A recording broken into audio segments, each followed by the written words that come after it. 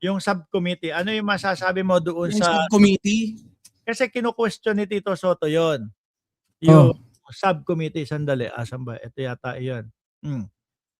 Ayan. Hindi. Naglabas ng warrant kay Jinggoy ito eh. Kino-question ni Senator Tito Soto yung subcommittee na yun. Ano masasabi mo doon?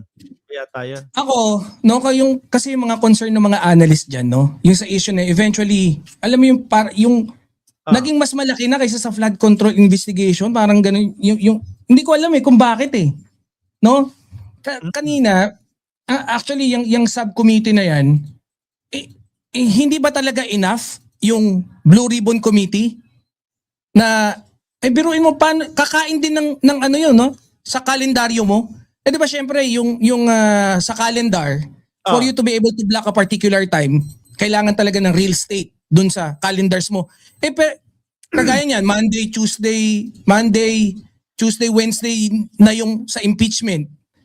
Putya, paano pa yung Blue Ribbon? Tapos yung subcommittee pa ng Blue Ribbon. Magkakaroon session. Nakita mo naman, putya, bihira magsipasukan yung mga ano. Si Alan Cayetano na lang, putya, 16 absent out of 58. Putya, biruin mo, grabe. Almost 1/3 of ng session, hindi uma-attend si Cayetano. Iano ko lang to. Sorry ha. No. Kailangan maisingit ko. Minsanan lang na magkaroon ng mga DDS na uubos na kasi sila eh. Kaya kailangan kapag yung merong mga ganito, binabasa na natin. No? Malapit na maging rep mga uto-uto na ito. Sabi, malapit na kayong magutom pag nakulong na mga amo nyo. Vlogger na basura. Basura pala tayo eh. Mukhang magugutom na ako. Hindi na ako makakakain ng steak baka kayong mga kayo ang mga DDS na laging parang gutom. Ikaw ba nagluluto ka, Boss M? Nakikita ko kayo minsan nung wife mo. Doon kayo sa kusina eh. Nagluluto-luto ba kayo? Pa wine-wine lang kayo yata. Kala ko sa kusina ako binabanatan. Hindi. Siguro ang luto namin, ewan ko. Madalas kain kami sa labas eh. Madalas, yun, kagaya niya. Kapag ka medyo no budget, $50, $60 na restaurant, kain sa labas, kaming tatlo. Ayun. Hindi, yun naman yung convenient sa mga nasa ibang bansa eh. Yung affordability or yung anong tawag ba doon? Yung sa power mo ng pagbili, yung purchasing power ng mga taga ibang bansa. Ganon din ako eh. Kumaga twice a month nakakalabas ng ano. Kahit ilan nung election ba bago maging presidente si PBBM, nandiyan ka na sa Cayman Island? 2011 nandito na ako eh. Yung misis ko. Biruin mo. Ako din ganun. Yung misis ko is 2006 yata. Nasa Singapore naman ako ng mga panahon na yan. So dito na talaga. Halos kalahati na ng buhay ko. Dito na nakatira. No? Kaya ako sakali man na sabi mo na sinasabi makulong daw yung mga amo natin. Hindi ko alam kung sino yung amo sinasabi. Wala lang. Tuloy-tuloy ko lang yung gym. Oo. Tuloy-tuloy ko yung gym. Ako mag-hosto lang ako dito. Makita mo yan, pre? Sa gym. Yung sa gym, kaya kong kumita 250,000 pesos per day. Sa sales. Doon sa mercado. Ayun. Maano ko lang baka hindi alam nung iba eh. Hindi ka kasya sa maleta pala yun, pre. Patwat.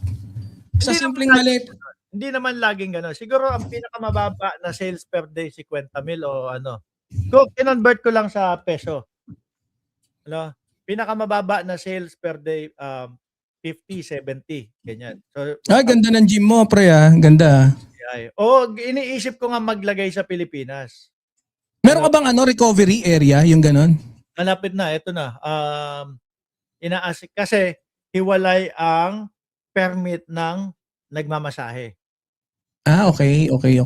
Kasi nilagay ko doon sa permit nung nagmamasahe, sabi ko, Tanggalin na natin 'yan, magkwentuhan na tayo 'no. Yun. Ang sabi ko kasi, doon sa permit ng nagmamasahe, Oo. um, gusto ko kasi masaya yung customer kapagka lumabas ng pintuan ng Kutya, masahehan. iba na naman yata, happy ending yata yan eh. Hindi, yun nga yung sinulat ko, happy and ang end is masaya. Ikaw ba 'pag nagpamasahe ka, pag nagpamasahe ka gusto mo malungkot ka, nakasimangot kang gano'n 'no? Eh hindi, pag ako nagpapamasahe, hindi talaga yung masahe pinupunta ko dun eh. Pajakol. Pajakol. Hindi. Totoo lang, hiwalay kasi kaya siguro, it takes like 1 to 2 months pa bago yung recovery area. Yun, may massage na, tapos may, yung sauna dadagdagan, tapos yung sauna, tapos yung cold plunge, yun Parang pa. nakita ko may sauna na.